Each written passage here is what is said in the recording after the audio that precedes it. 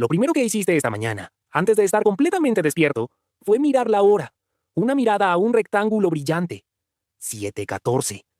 Y en ese instante lo supiste todo. Cuánto habías dormido, qué tan tarde ibas, cuánto del día ya había desaparecido. Volverás a hacerlo hoy decenas de veces. En los semáforos, en el ascensor, en medio de una conversación. Siempre sabes qué hora es, hasta el último minuto. Pero durante casi toda la historia de nuestra especie nadie lo supo. Ni los reyes, ni los sacerdotes, ni la persona más sabia del mundo. Si pudieras viajar apenas unos siglos hacia el pasado y preguntarle a alguien qué hora es, no podría responderte con un minuto exacto. El minuto que viste esta mañana todavía no había sido inventado. Entonces, ¿cómo vivieron y trabajaron miles de millones de personas? ¿Cómo se enamoraron y envejecieron sin saber jamás qué hora era? La respuesta cambia la forma en que sientes cada hora que te queda.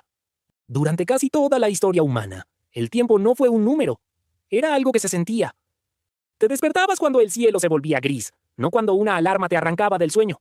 Comías cuando tenías hambre. Trabajabas hasta terminar el trabajo y parabas cuando se acababa la luz. El día no era un horario. Te sucedía lentamente de un horizonte al otro. Los historiadores tienen un nombre para esto.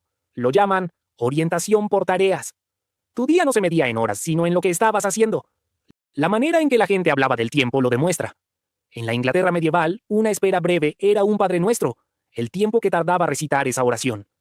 En Madagascar, el tiempo se medía con la cocción de un arroz, más o menos media hora, o con lo que tardaba en freírse una langosta, que era apenas un instante. Las fuentes históricas incluso registran una unidad llamada el tiempo de una orinada. Un momento duraba lo que una oración. Una hora duraba lo que tardaba una comida en cocinarse. Nadie podía llegar 5 minutos tarde en el sentido moderno, porque los minutos no existían. Pero aquí viene la parte que resulta casi imposible de aceptar para una mente moderna. Durante miles de años, una hora no tuvo una duración fija. Los egipcios, los griegos, los romanos y los europeos medievales usaban horas temporales. La idea era sencilla.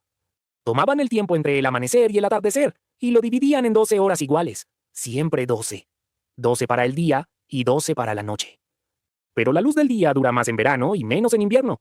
Por eso una hora diurna de verano podía estirarse hasta unos 75 de nuestros minutos, mientras una de invierno se encogía hasta unos 45. Escucha eso otra vez. La propia hora respiraba con las estaciones, crecía en verano y se acortaba en invierno, exactamente igual que los días. Durante gran parte de la historia escrita, la pregunta ¿cuánto dura una hora? No tuvo una respuesta fija. Dependía del mes, dependía del lugar de la tierra donde estuvieras. La hora idéntica de 60 minutos en la que vives, esa que nunca se dobla, igual en julio que en enero, es un invento relativamente reciente y poco natural. Entonces, ¿de dónde salió nuestra hora rígida? Salió de un sonido, una campana. En los monasterios de la Europa medieval, las oraciones debían ocurrir en momentos señalados del día y de la noche. Perderse una oración era importante. A finales del siglo XIII comenzaron a aparecer relojes mecánicos en Europa. Su primera función no solía ser mostrar el tiempo, sino hacerlo sonar. Muchos de los primeros relojes no tenían una esfera útil, no tenían minutero, a veces ni siquiera tenían un dial, solo engranajes y una campana. La palabra inglesa clock llegó a través de palabras medievales relacionadas con cloca. Significaba campana. La campana lo cambió todo. Por primera vez, el tiempo venía desde fuera del cuerpo. Ya no solamente se levantaba contigo y se apagaba con la luz. Sonaba desde una torre, y todos los que podían escucharla obedecían en el mismo instante. El pueblo despertaba al mismo tiempo, trabajaba al mismo tiempo, y dormía al mismo tiempo, siguiendo un sonido hecho de metal. Y aquellos relojes normalmente tampoco tenían minutero. Durante siglos la hora fue suficiente. El minuto no importaba lo bastante como para dominar la vida cotidiana. El reloj de péndulo de 1656 hizo que los relojes fueran mucho más precisos. Los minuteros, antes poco comunes, se volvieron útiles y se difundieron. Incluso entonces, el tiempo seguía siendo local, casi personal. Cada pueblo ajustaba sus relojes según el sol que tenía encima. El mediodía era el momento en que el sol alcanzaba su punto más alto, y ese momento llega un poco más tarde a medida que viajas hacia el oeste. Así que la hora de un pueblo era realmente diferente de la hora del pueblo vecino, no por un error, por la geografía.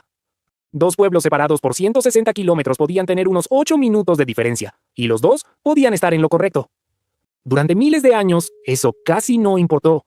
Nadie podía viajar lo bastante rápido para que importara, hasta que llegó el ferrocarril. Los trenes se movían más rápido de lo que el tiempo local podía seguir.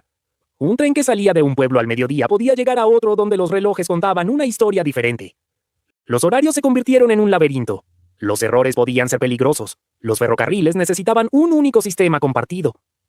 Así que los ferrocarriles hicieron algo extraordinario. Comenzaron a abolir la hora ferroviaria local.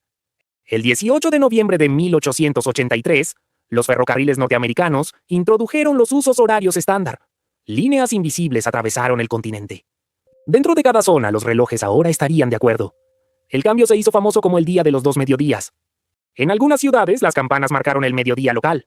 Después, los relojes fueron reajustados, y un nuevo mediodía estándar llegó unos minutos más tarde. En una sola tarde, muchos pueblos abandonaron la hora que sus antepasados habían seguido con el sol, y aceptaron un tiempo coordinado por los ferrocarriles a cientos de kilómetros de distancia. Al año siguiente, una conferencia internacional eligió Greenwich como el meridiano cero del mundo. Después, los usos horarios se extendieron gradualmente por el planeta. La conferencia no ordenó a todo el mundo usar un único sistema de zonas de un día para el otro. Pero la dirección estaba clara. El sol ya no tendría la última palabra. Cuando el tiempo pasó a pertenecer al reloj y no al sol, pudo comprarse, venderse y robarse. En 1967, el historiador A.P. Thompson publicó un ensayo famoso sobre esto mismo. Mostró cómo el trabajo industrial convirtió el tiempo del reloj en una herramienta de disciplina. Los trabajadores ya no trabajaban solamente hasta terminar una tarea. Trabajaban hasta que una aguja llegaba a un número del dial. El tiempo se convirtió en dinero. Literalmente. Te pagaban por horas, te castigaban por minutos, y las puertas de la fábrica se cerraban con una campana, igual que en el monasterio.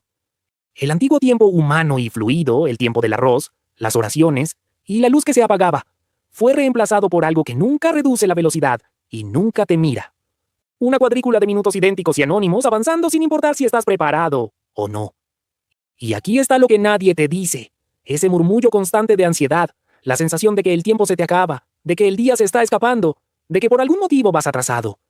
Tus antepasados no lo sentían de esta forma, minuto a minuto, porque el tiempo solamente puede acabarse cuando se convierte en un número que cuenta hacia atrás. Cuando el tiempo era el sol cruzando el cielo, no podías quedarte atrás de un minutero. El día era lo que era, y terminaba cuando se terminaba la luz. Cada vez que miras un reloj y sientes esa pequeña caída en el estómago, estás sintiendo algo históricamente nuevo. No el paso del tiempo, el tiempo medido. Durante casi toda la historia humana, nadie fue dueño de la hora. El día era largo y no estaba contado. Comenzaba con la luz y terminaba con la oscuridad. Todo lo que había en medio ocurría cuando ocurría.